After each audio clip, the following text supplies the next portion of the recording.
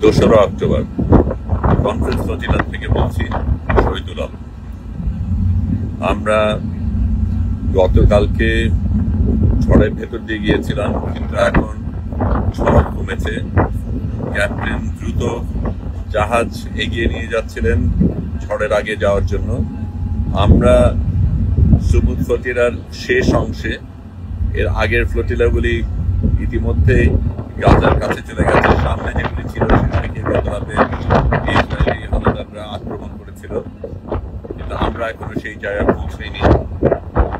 গতকালকে সমুদ্রে একটা তুরস্কের নৌজাহাজ আমরা দেখেছিলাম, কিন্তু সেটা দূরেই থেকেছিল।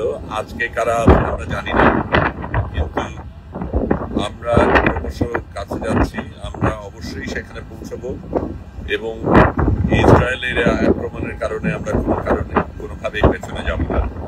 এখন সমুদ্র উত্তপ্ত, এখনো ঝড়ের আশঙ্কা রয়েছে। বিদ্যুৎ থেমে গেছে, বৃষ্টিও সকালে থেমে গেছে, কিন্তু আমরা আমাদের মতো চলছি। শহীদুল আলম বলছি, গাজার পথে।